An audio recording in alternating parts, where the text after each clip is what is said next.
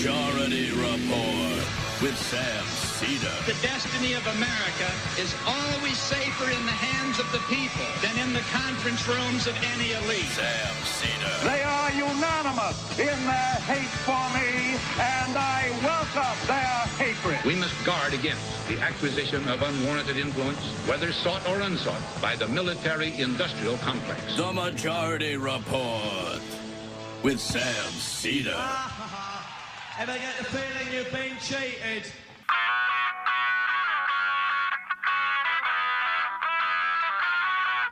It is Thursday, November 3rd, 2022. My name is Emma Vigeland, in for Sam Seder, and this is the 5-time award-winning Majority Report.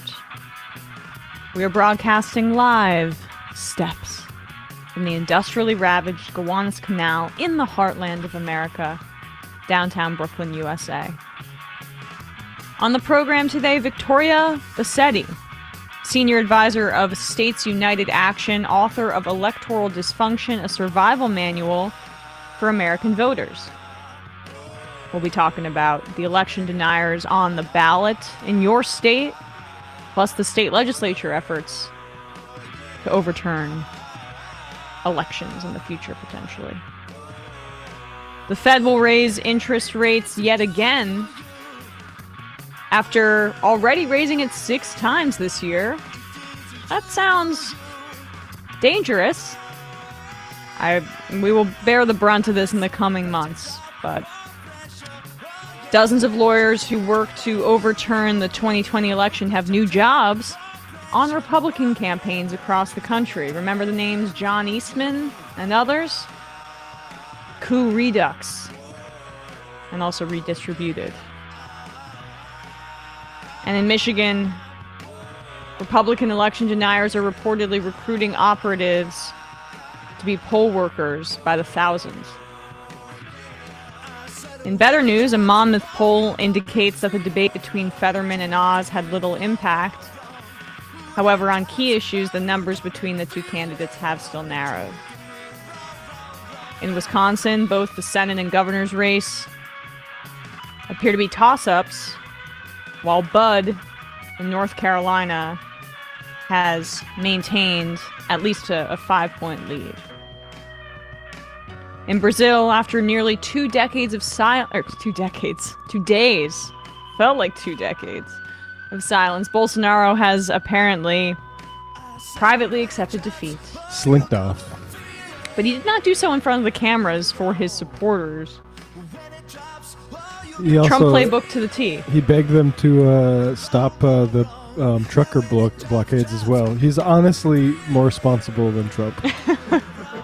That is really saying something. In Israel, election results show Netanyahu's extremist far-right coalition has a likely insurmountable lead. Bibi's back, baby! Back with a vengeance on Palestinians. Former Prime Minister of Pakistan Imran Khan has been shot in the leg at a rally in what his team is calling an assassination attempt. He should recover, thankfully. A new report from the Brennan Center for Justice indicates that the U.S. fought more than a dozen secret wars in the last 2 decades, the extent of which we may never know. But Africa, Asia, and the Middle East, our operations there and our death toll, it's just... there's no sunlight on that. And lastly, new witness testimony claims that the head of the Oath Keepers tried to contact Trump a few days after January 6th, imploring him to use military force to remain in power. In case we need a reminder of who the Oath Keepers are, and the Boogaloo Boys, and those other paramilitary cosplayers who are backing up Trump. All this and more on today's Majority Report. Welcome to the show, everybody. It is an Majority Report Thursday. I am back. I'm back with a vengeance like Netanyahu, but this time I'm just here to not murder people, but murder the show. Damn. All right. That's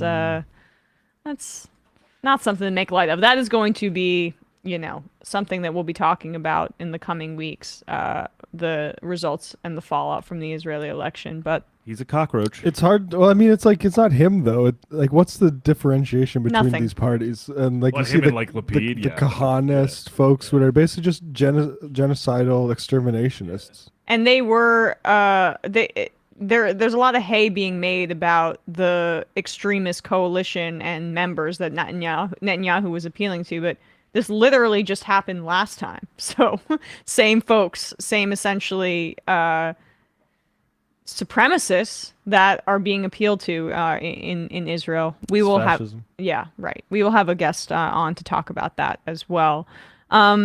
But before we get to our interview with Victoria, and we pre-tape this interview, and I encourage everybody to check it out, especially if you're in one of the states where you know that you have an election denier on the ballot. But even if you don't know, you probably do, because the numbers on that, I think around 40 states in the country, so that's 80%, there's an election denier on the ballot for either governor, secretary of state, or attorney general. So just be aware of that and check out this interview if you can. But Biden spoke to this real concern last night, actually, at Union Station in Washington, D.C. He did not use the based lighting that he had previously that had the right wing calling him a Nazi just because of aesthetics. I thought it was like Dark Brandon personified. Was that the origin of Dark Brandon? No.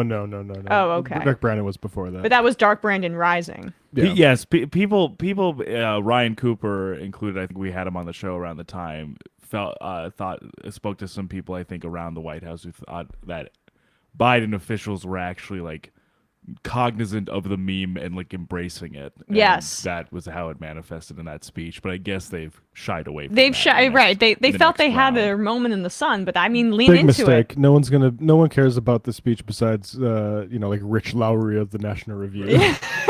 Yeah. But at the same time, he said a lot of good things in this speech.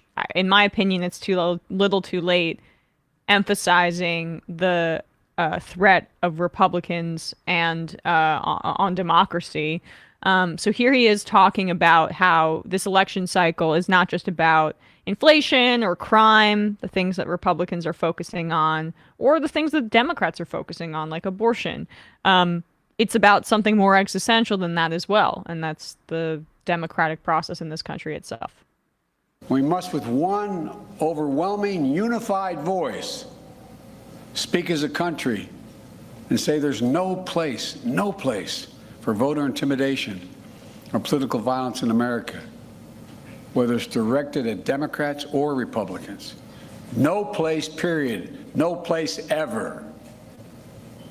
I speak today near Capitol Hill, near the U.S. Capitol, the citadel of our democracy.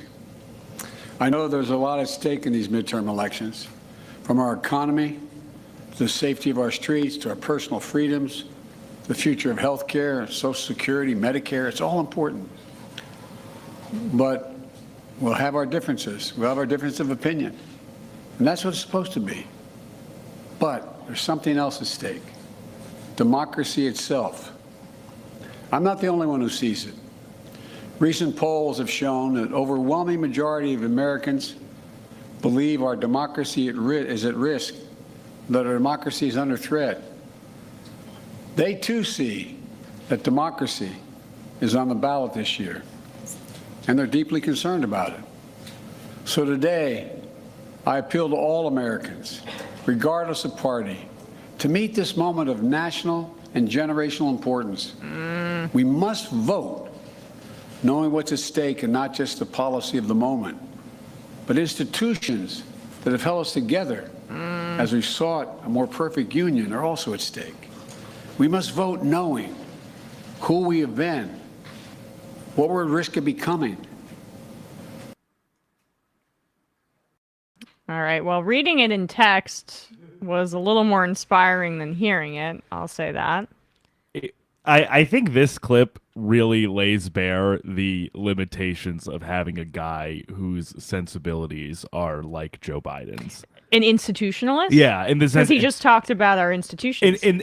I vote about people vote on institutions. Don't you know, Bradley? Of course, and norms and the mores. Yeah. Also, with that being said too, it's also this idea of basically saying, this should be, a maxim regardless of party. But the point is, it's not. Yes. The actual point is, it is not a maxim of all voters and of all elected officials and candidates. That's the thing, why do regardless of party? It's the Republicans that are anti-democracy. Right. That is what the reality is. We've made this point many times on the show before, but this is the fundamental weakness of trying to make this argument while you have someone like Nancy Pelosi, like the Speaker of the House of Representatives, saying we need a strong Republican Party. What a strong Republican Party looks like is Carrie Lake being the governor of Arizona. What a strong Republican Party looks like is having someone like Christina Caramo in Michigan becoming Secretary of State and literally in 2024 refusing to certify the votes in Michigan. That's what a strong Republican Party will lead to. So this is the failure of this messaging, especially when it comes 5 days before we're supposed to vote.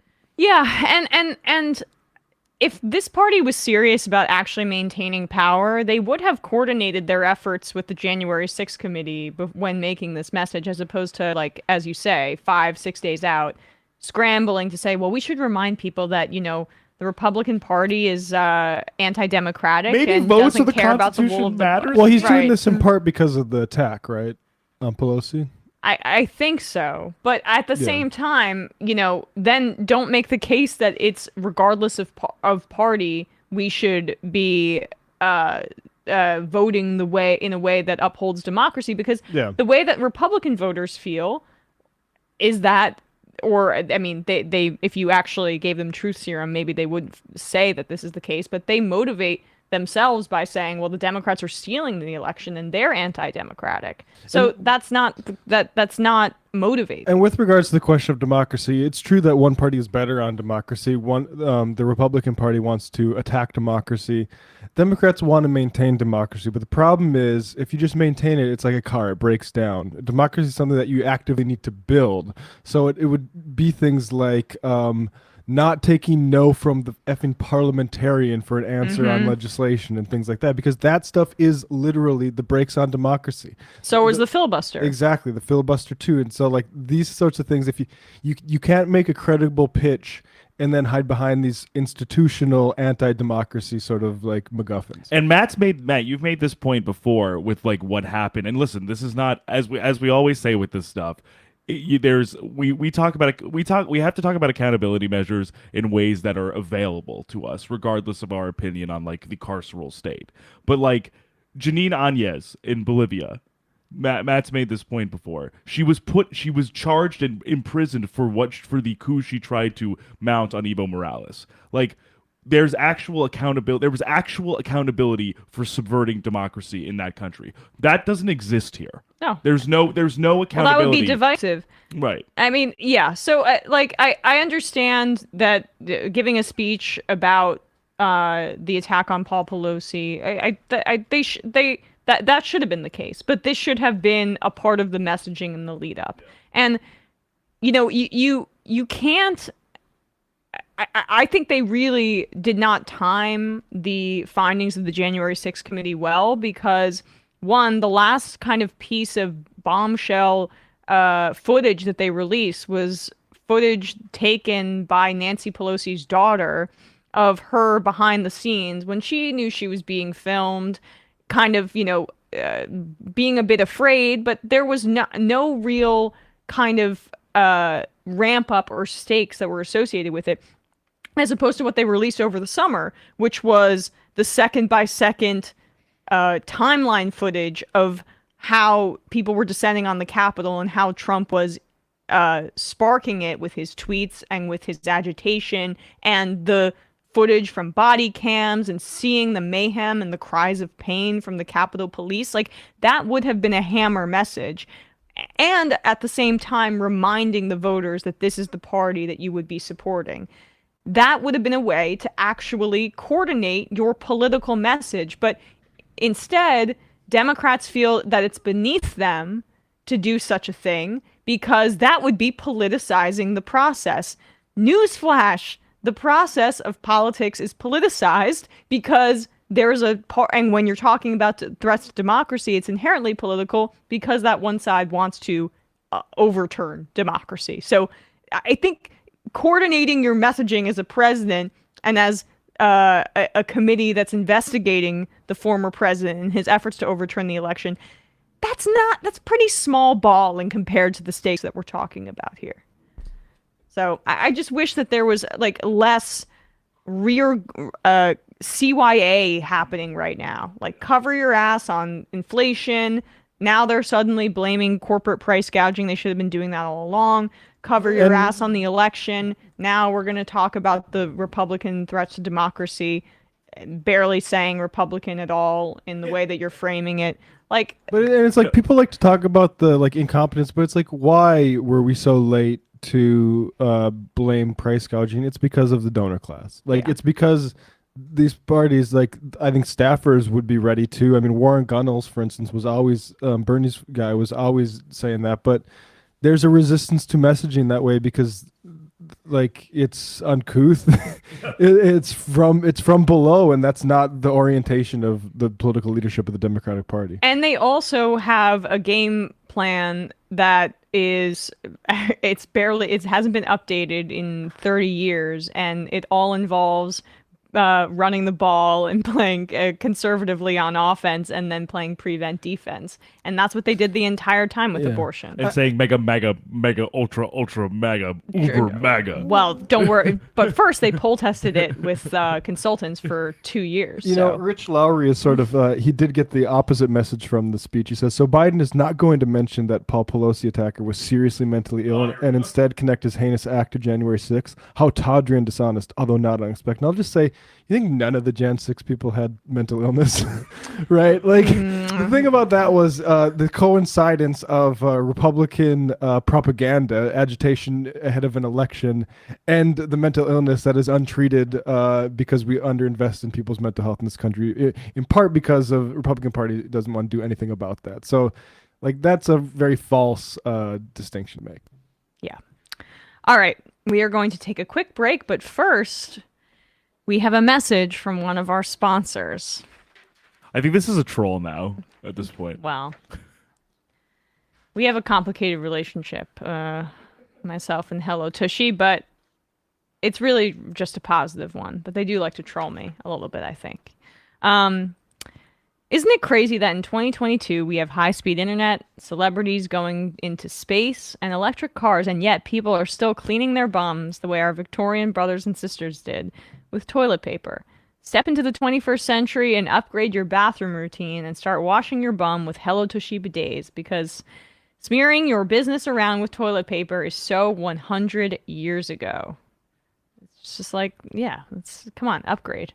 The Hello Tushy bidet attachment washes your bum with fresh water for a way better clean than toilet paper. Simply spray and pat dry. It attaches to your existing toilet. No electrician or plumber needed. It installs in less than 8 minutes. Cuts down on your TP use by 80%, saves money and paper waste. It's an investment in yourself. It's an investment in your bank account, improving over time, and it's really easy to install. Hello Tushy has cleaned over 1 million happy bums. I want all of our listeners to have clean bums. This is my driving force in this profession. Visit hellotushy.com/majority to get 10% off plus free shipping right now. That's hellotushy.com/majority for 10% off. And tag @HelloTushy on social media so they can celebrate your clean bum with you. That is hellotushy.com/majority for 10% off. Okay, folks, we're going to take a quick break, and when we come back, we'll be joined by Victoria Bassetti.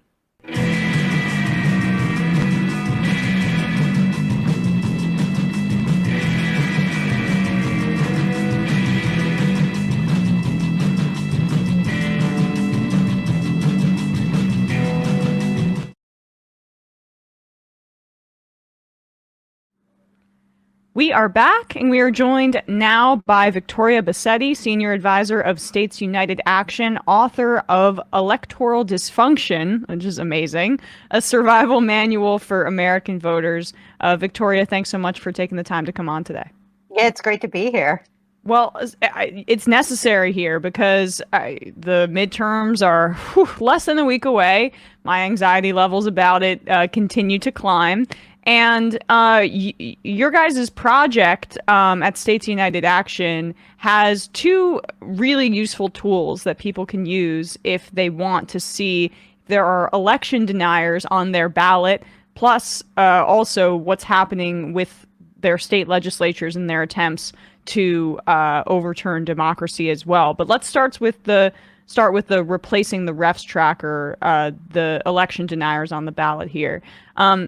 How did you guys decide on making this a priority, and when did you realize that there were going to be so many election deniers on the ballot this midterm cycle that you needed a tracker to just at the very least inform people? We need multiple Excel spreadsheets to keep track of this. It all actually started more than a year ago when in 2021 we were hearing all sorts of reports and what we were hearing, two things. The first is we were hearing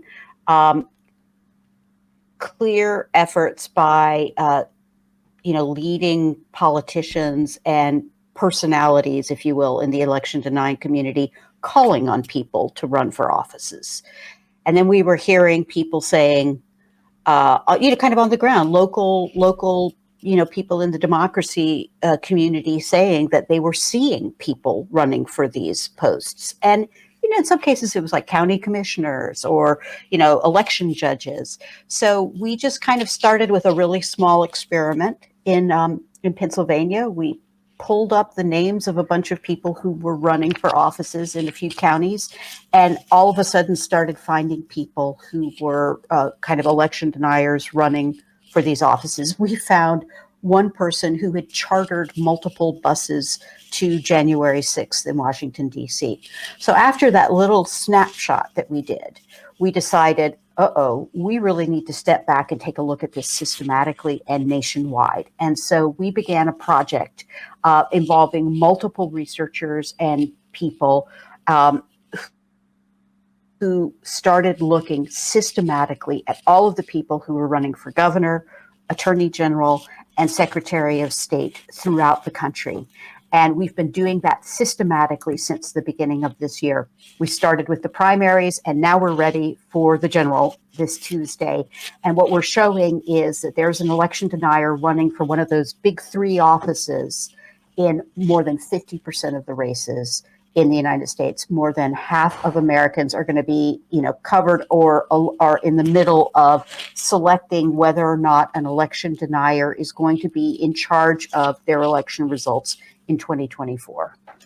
I mean, that is a scary statistic. Yeah, as you guys lay out, 40 states plus DC have races that are going to have an election denier. So chances are, if you're living in the United States, that is that's going to be on your ballot.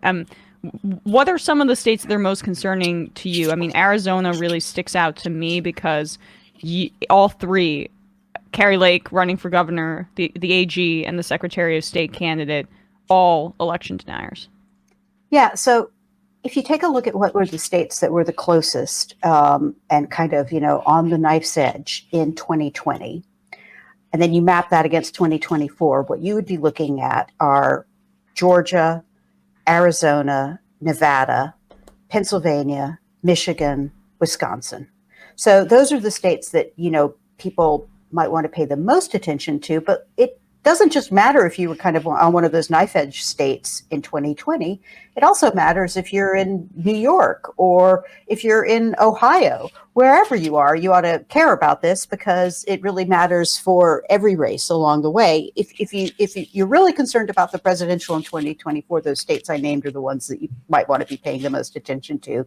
But like I said, it doesn't matter where you are. It matters because kind of selecting an election denier to run your elections is going to have an impact up and down the ballot. And those states, though, are unique in the sense that you might expect there to be all election deniers running in, say, Arkansas, but I was taking a look at your tracker and it's like, okay, none, right? I mean, it seems... Or Georgia, right? Or Georgia. Well, that's an almost unique situation because their integrity was called into question by Trump, and so the only thing that prevented them from being election deniers, frankly, was their own kind of egos, saving us for the first time in a while, Republican egos. But I think it's maybe a little bit more than that. We probably ought to give them a little bit more credit than that. They showed some real integrity then in 2020. Yeah, all right, but I'm loath to give Republicans credit, but I'll for your purposes, I hear what you're saying.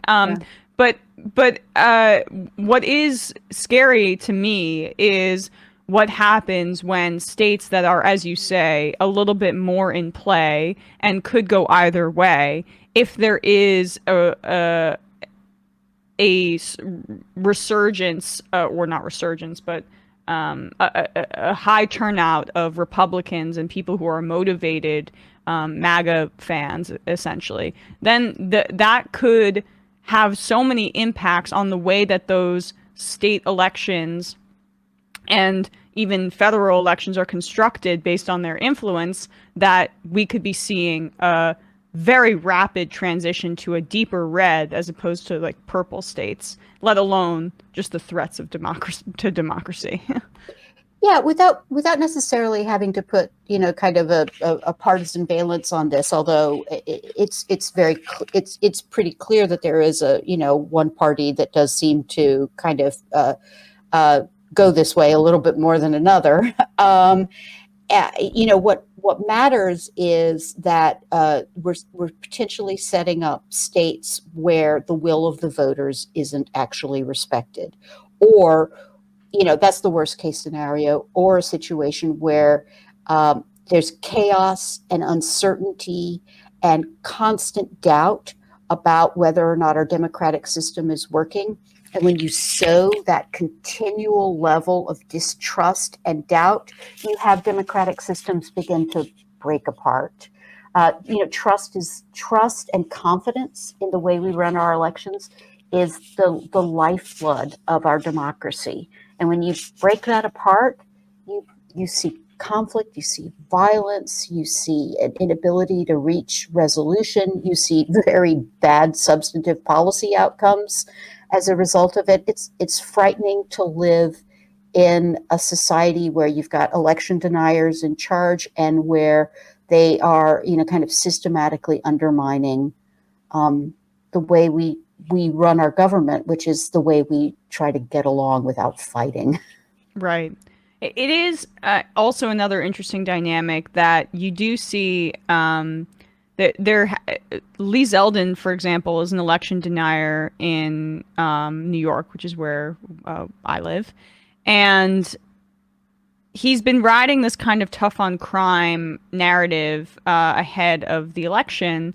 And that seems to actually be buoying him to in a much closer race than I think a lot of people anticipated versus Kathy Hochul for governor. Can you talk about that race in particular and the dynamics of his election denial in a state like New York, which is very anti-Trump for the most part, but anything can happen, especially in a midterm election when there's a Democratic president? Yeah, so it's sometimes hard to figure out whether or not an election denier is an election denier because they really believe it or because they need to say it in order to rally the troops and to kind of really get a core base to show up and vote out of anger and fear. And, I think it's pretty clear that in a bunch of these races, and you might consider New York to be one of them, you've got a candidate who's really tapping into that, kind of really super, tribal fear-based voting, allegiance to Trump. And New York does have voters who are, kind of really, kind of into Trump. You may not think that based on New York City, but, even I think Staten Island went for Trump. Yeah, I've driven through Long Island recently. There are a lot of Trump flags around there. Right. So kind of, signaling allegiance to that by being an election denier is an incredibly important thing that's being done.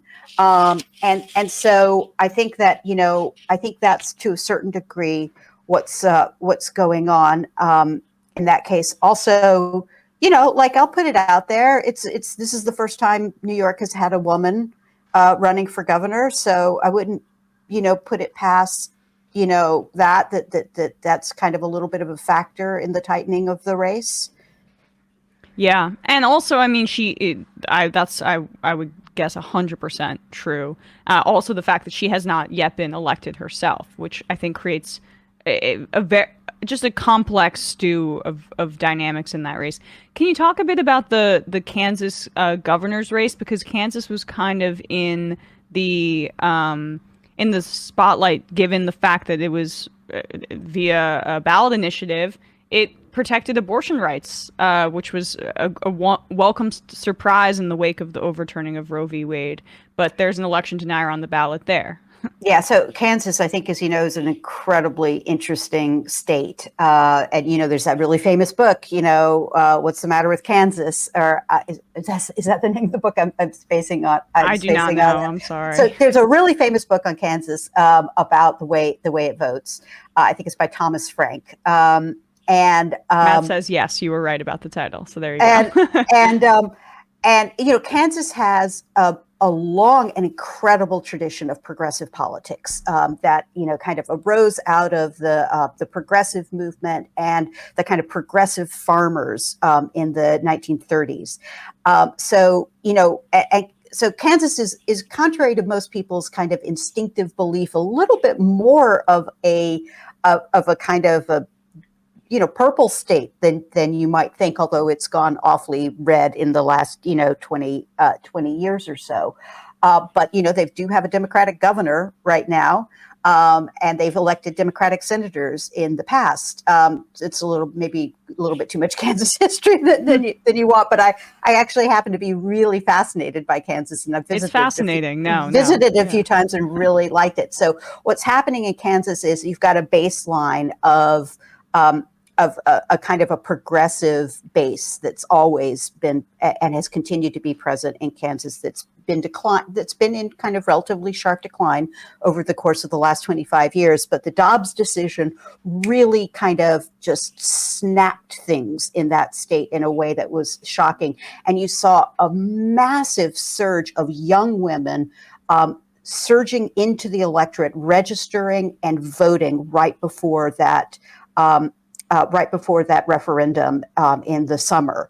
And so the question that we're going to be seeing in this election is an answer to the question that we're going to be seeing in this election is whether or not the Dobbs decision has hyper motivated the electorate, or whether or not it's actually also changed the electorate. Because in the wake of Dobbs, not just in Kansas, but in a bunch of other states, we've seen a surge of young women registering to vote. Pennsylvania, Wisconsin, those were the indicators as well. Yeah, absolutely. And that is one of the things that makes predicting the outcome of this election very difficult at this stage of the game, because most pollsters model their turnout decisions and their understanding of what an electorate is based upon past practice. And the real question that we're facing in this election is whether or not Dobbs has really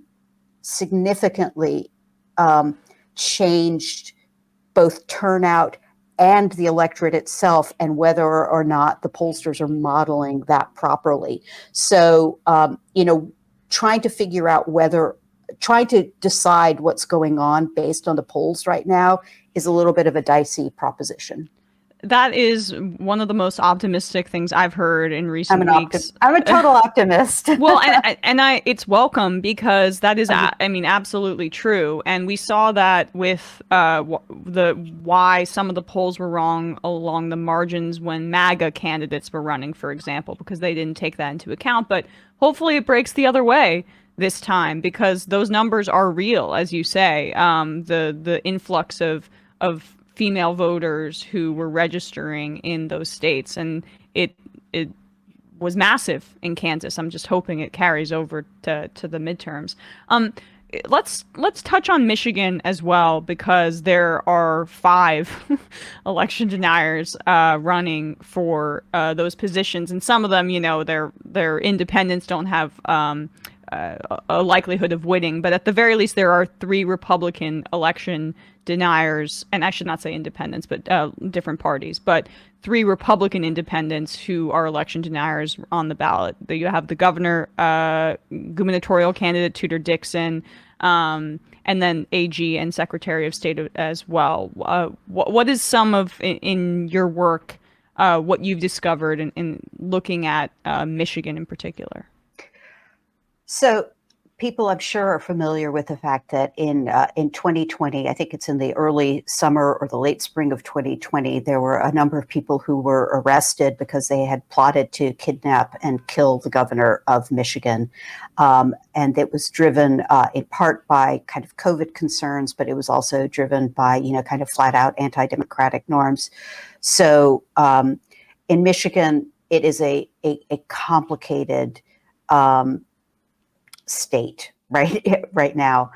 You've got 3 women running on the Democratic side of the ticket for governor, attorney general, and secretary of state, who were incredibly strong in the 2020 election in terms of certifying their votes for Joe Biden that year.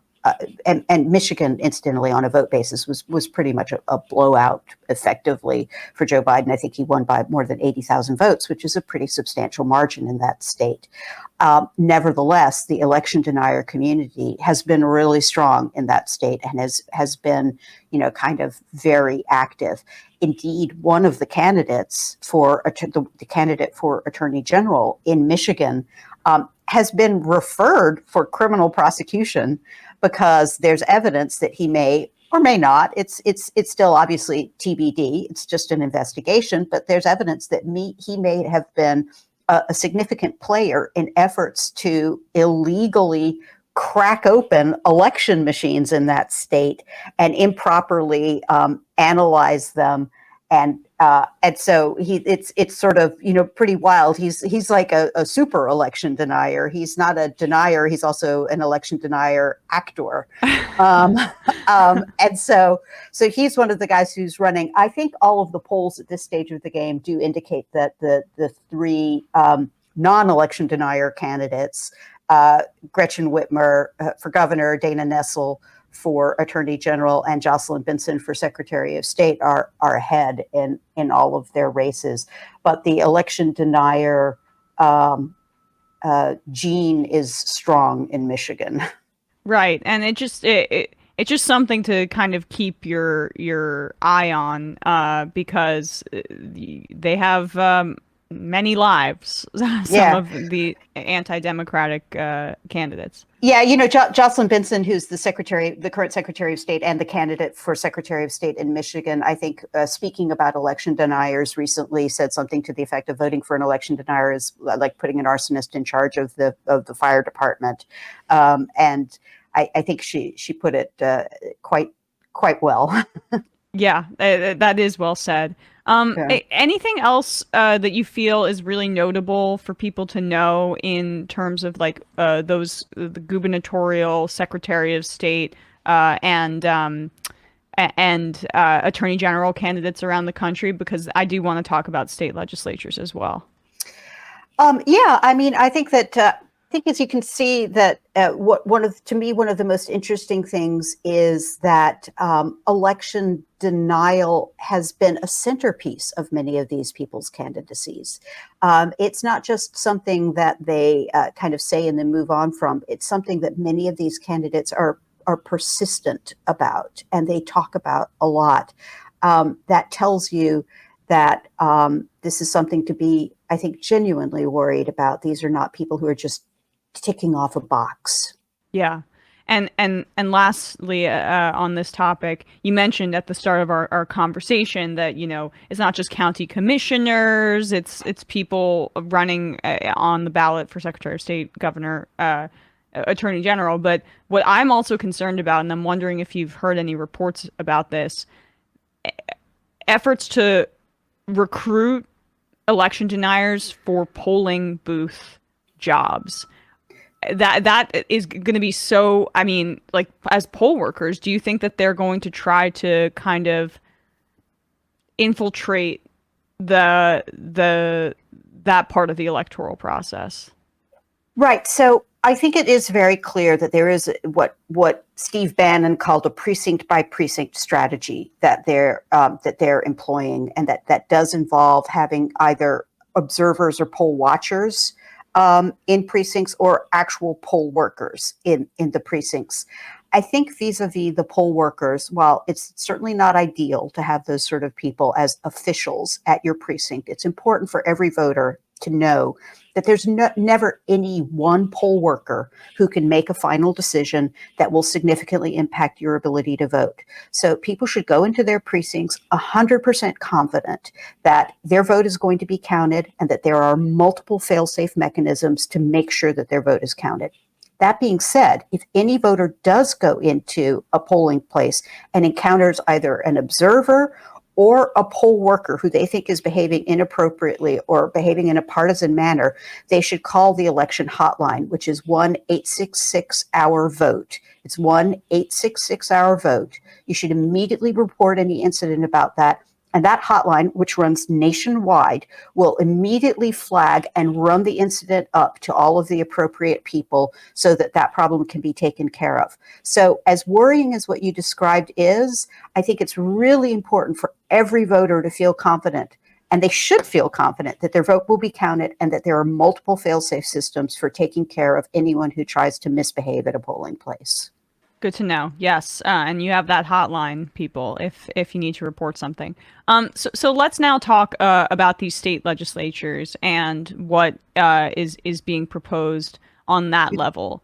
The Supreme Court has agreed to hear a case called Moore v. Harper, which is one of the most concerning cases, in my opinion, that they could rule on, and it could completely change the way that elections go, because it basically allows for state legislatures to have a lot more say in how those elections are structured. Can you talk about the threat of that case and just what the ramifications could be?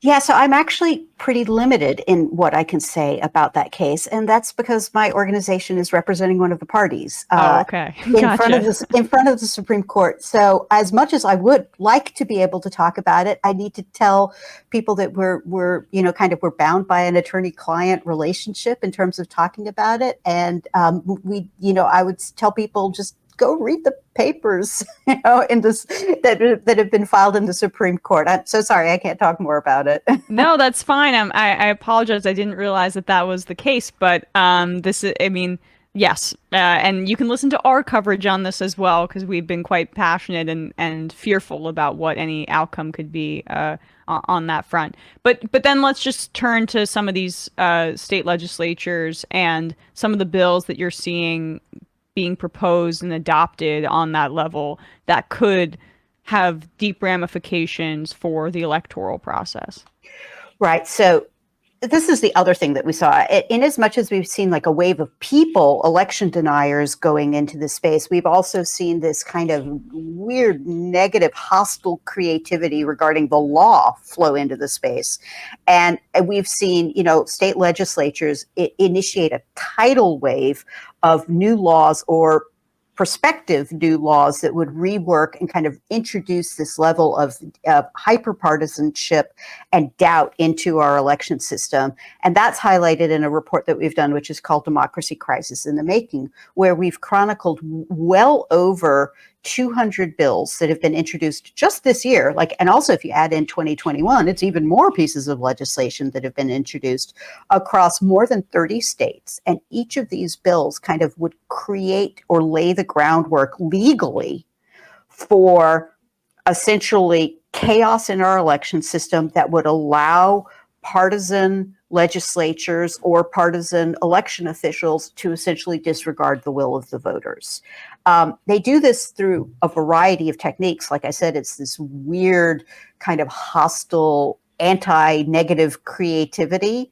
They keep coming up with new ideas and new ways to do things. But people probably remember at the beginning of 2021 when Georgia passed legislation that, amongst other things, really significantly increased the ability of a board that is selected by the partisan state legislature to examine and kind of initiate hostile takeovers of boards of election that they don't like. And the county that immediately drew their gaze was Fulton County, which is the most Democratic and African American county in all of Georgia.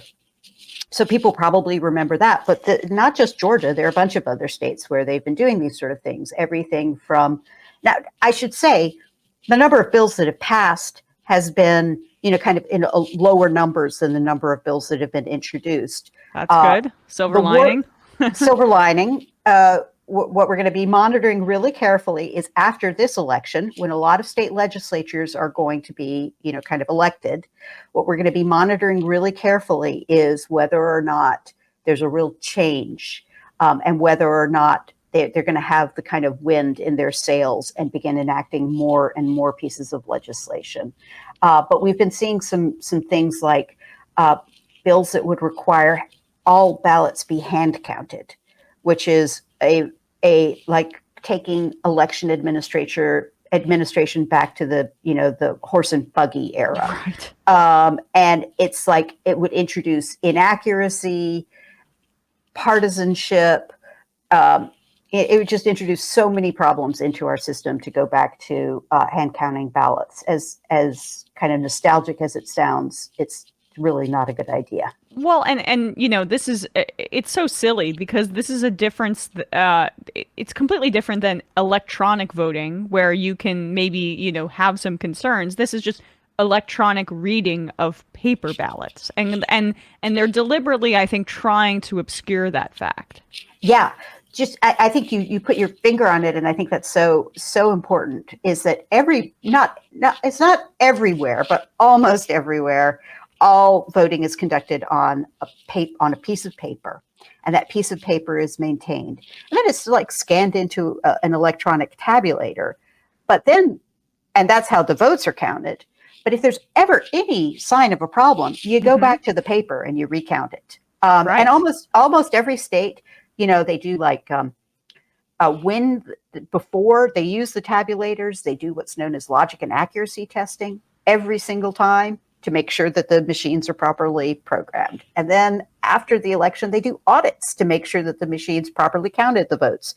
And then if there's a recount, you pull out all of the paper ballots and you check it out. And, they're like, since we started using these electronic tabulators, billions and billions of votes have been counted and tabulated and tested and retested and audited all over the place. And the number of errors are so tiny. Yeah. These machines they're good, and we check so much to make sure that they're good. And the hand counting is slow, and it is also very, very inaccurate. I think there have been some studies that have shown that hand counted tabulations are off by anywhere from 1% to 2%. And given that a lot of races are less than 1% or less than 2%, you're looking at some real errors if we go back to hand counting. Yeah, again, hey, I mean, they were also complaining that the election results were taking too long and how scary that would be. I mean, hand counting ballots, give me a break. You can do that as a back measure, but as the initial process, it's ridiculous. Yeah. So Can you also talk a little bit about some of the efforts to restrict and encumber mail-in voting? Yeah, so that has been one of the most persistent lanes of attack against our current voting system, and it's happened everywhere. It's been by legislation and it's been by litigation. For example, Delaware just recently passed a piece of legislation that would, for the first time ever in the state's history, allowed no excuse mail-in balloting. It was immediately challenged in court. They took it all the way up to the Delaware Supreme Court, and the Delaware Supreme Court actually struck down the law in Delaware. So no excuse mail-in balloting there. In Arizona, for the longest time, they had what's known as the permanent early voting list. And that was a process where a voter could say, you know what, I just want to always receive a mail-in ballot. I'm going to be a permanent kind of mail-in sort of ballot person. And the Arizona state legislature passed legislation that got rid of the permanent early voting system. Then you've seen in Pennsylvania, which also in 2019 implemented, no excuse mail-in voting systems. You've seen multiple lawsuits trying to strike it down, as well as multiple pieces of legislation attempting to get rid of mail-in voting. And it's because, meanwhile, of course, you've got states like Utah and Washington that have been using almost all mail-in voting for decades without any fraud or without any sort of problems. So in a lot of states, you've seen really concerted efforts to get rid of or hobble mail-in voting. And then on top of just getting rid of it, you're seeing very concerted efforts to kind of micro-examine every single piece of mail-in voting for any kind of minor discrepancy or any failure to perfectly fill out every last little bit of the ballot. And then if there's even a minor or technical deficiency in the ballot, there's an effort to throw it out. Signature verification is one of those methods. Yeah, signature verification. Another one is like, sometimes people, like if you're supposed to fill in your address, sometimes people will just put in the zip code, or they'll forget to put the state in or something like that. There are all sorts of things that people do to kind of shorthand.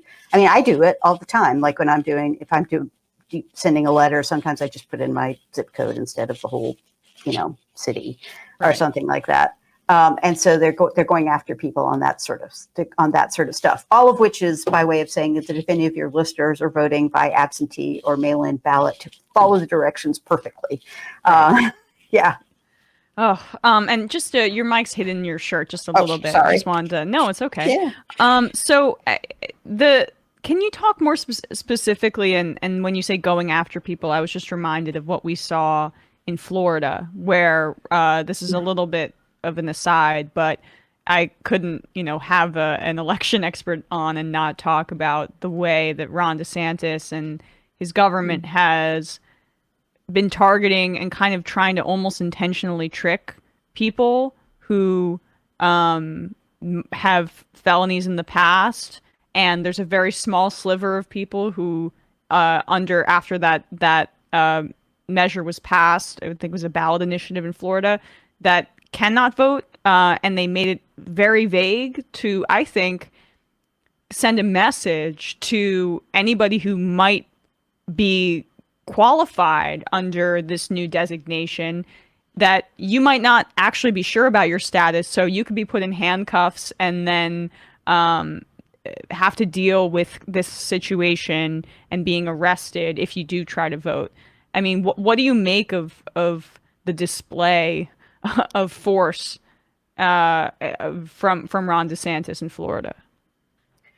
Well, I think you put your finger on it. It's a display of force rather than a real, I think, honest effort to ensure integrity in our election system from what I know, and of course, facts always emerge. So at least I'm speaking about the facts as I know them right now.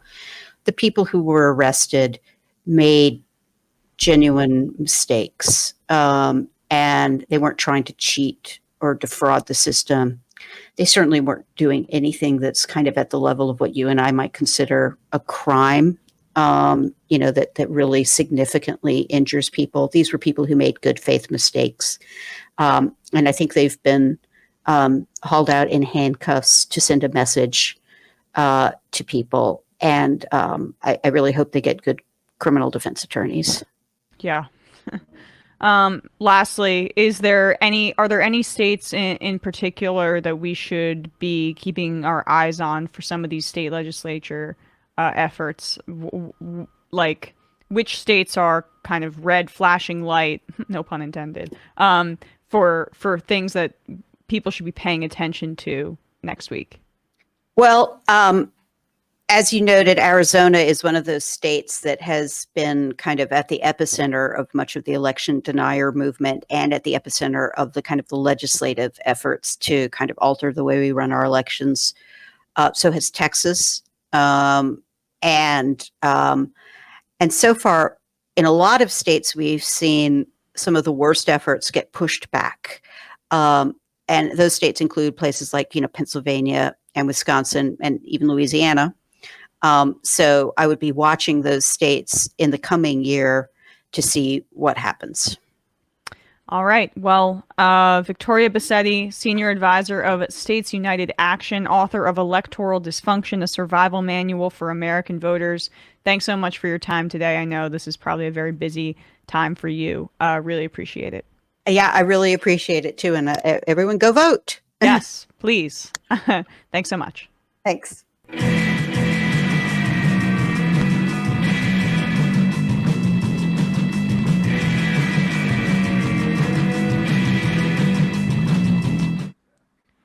We are back, and thanks so much to Victoria Bassetti for making that work. I know she's really busy at this time of year, so we were able to pre-record that interview, and very helpful. Check out their website. Do we have the link for that? States United Democracy Center. If you are in one of those states, if you're in any state, you should just check out the Secretary of State races, the Attorney General races, governor races, as well as what's up in your state legislature. Just do that if you have the opportunity, and encourage your family and friends to do so.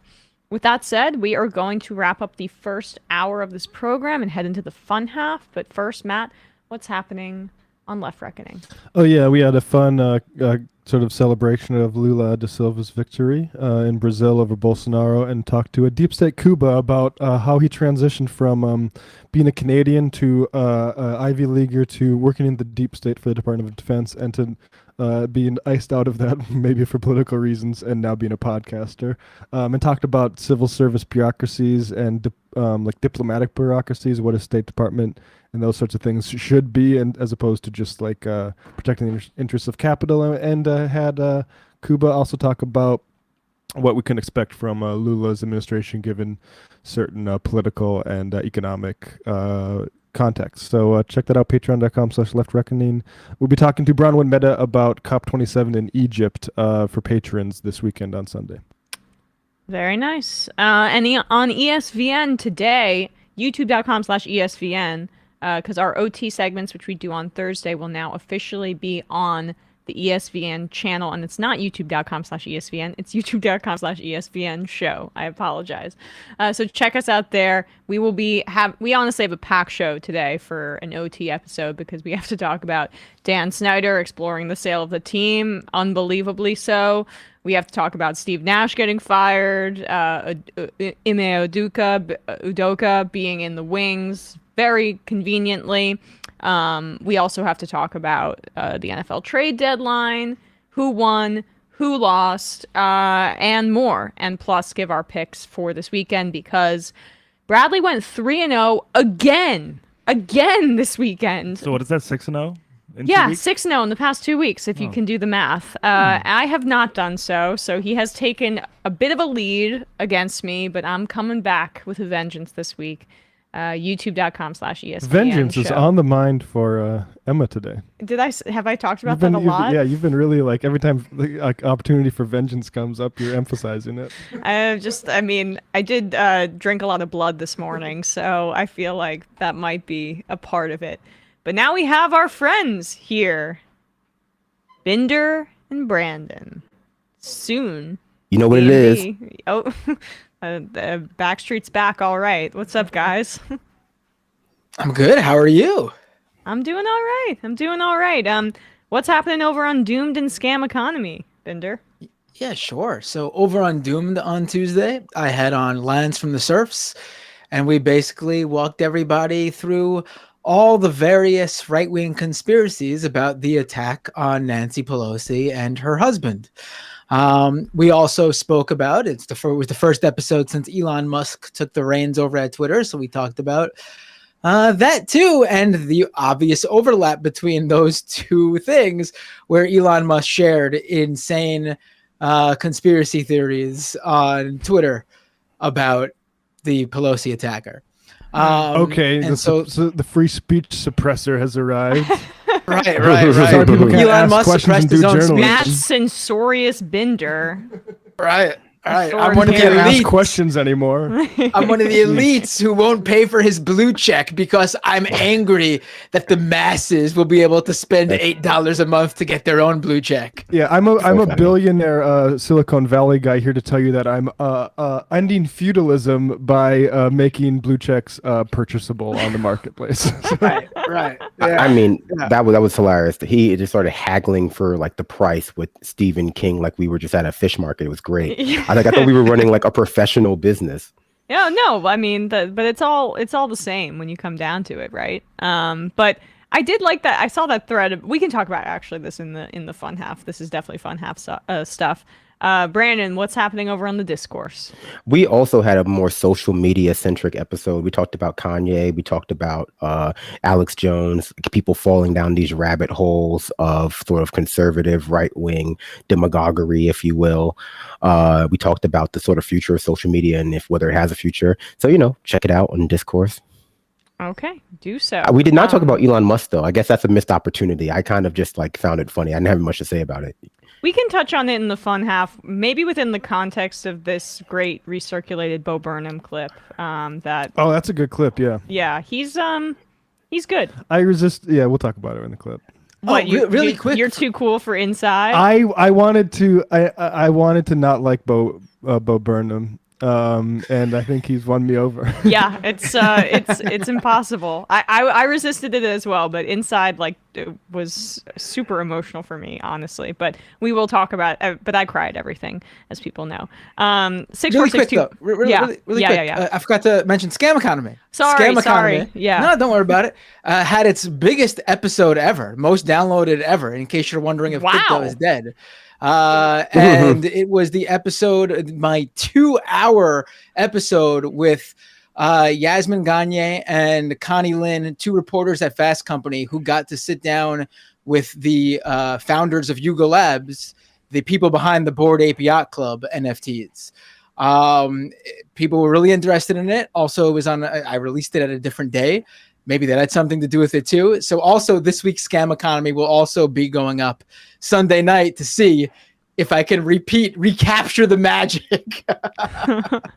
All right. Well, make sure that happens for him. Let's outdo yourself. Let's go. Let's go, Binder. All right. 646-257-3920. See you in the fun half. You are in for it. All right, folks. 646-257-3920. See you in the fun half. Oh, no. Are you ready?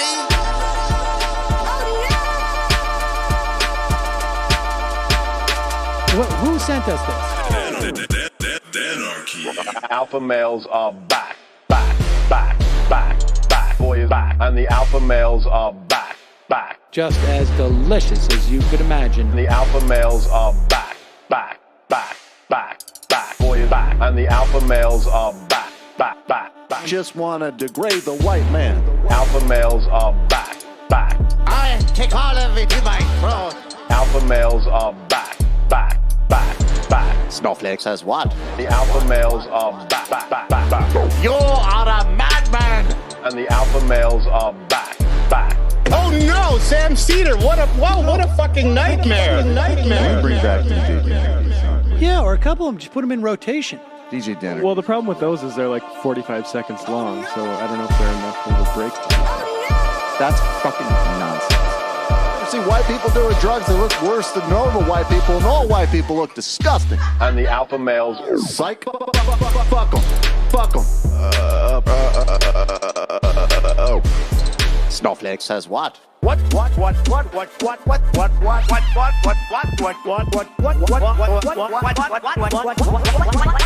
says what? A hell of a lot of bank. A hell of a lot of bank. A hell of a lot of bank. Okay, I'm making stupid money. Hell of a lot of bank. A hell of a lot of bank. All lives matter. Have you tried doing an impression on a college campus? I think that there's no reason why reasonable people across the divide can't all agree with this. Psych. and the alpha males are back. And the Africans are black African, and the alpha males are black. And the Africans are back. When you see Donald Trump out there, doesn't a little part of you think that America deserves to be taken over by jihadists? Keep it at 100. Can't knock the hustle. Come on, fuck them. Things I do for the bigger game plan. By the way, it's my birthday. Happy birthday to me, Jew boy. I have a thought experiment for you. And the alpha males are back. Africans are black. Alpha males are black. Africans are back. Come on. Come on. Someone needs to pay the price for blasphemy around here. I am a total pussy.